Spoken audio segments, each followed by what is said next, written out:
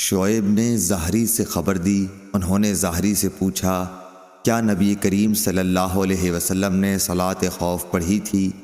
اس پر انہوں نے فرمایا کہ ہمیں سالم نے خبر دی کہ عبداللہ بن عمر رضی اللہ عنہ نے بتلایا کہ میں نجد کی طرف نبی کریم صلی اللہ علیہ وسلم کے ساتھ غزوہ ذات الرقاع میں شریک تھا۔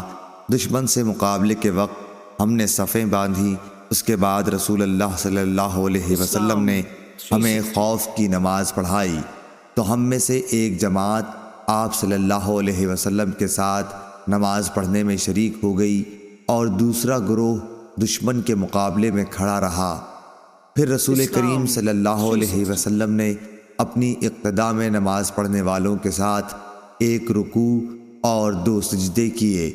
پھر یہ لوگ لوٹ کر اس جماعت کی جگہ آ گئے جس نے ابھی نماز نہیں پڑھی تھی۔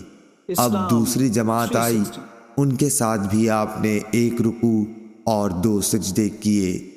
پھر آپ صلی اللہ علیہ وسلم نے سلام پھیر دیا۔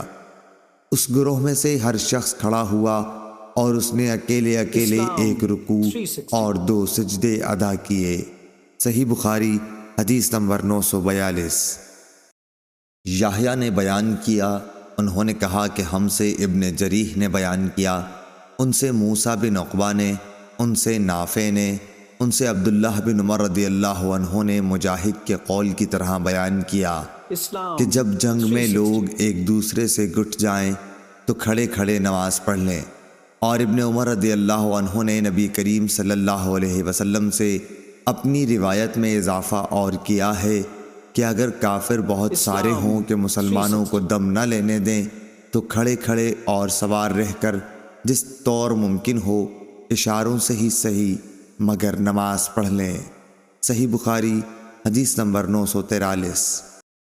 محمد بن حرب نے زبیدی سے بیان کیا، ان سے زہری نے، ان سے عبید اللہ بن عبداللہ بن عتبہ بن مسعود نے، ان سے عبداللہ بن عباس رضی اللہ عنہ نے کہ نبی کریم صلی اللہ علیہ وسلم کھڑے ہوئے اور دوسرے لوگ بھی آپ صلی اللہ علیہ وسلم کی اقتداء میں کھڑے ہوئے۔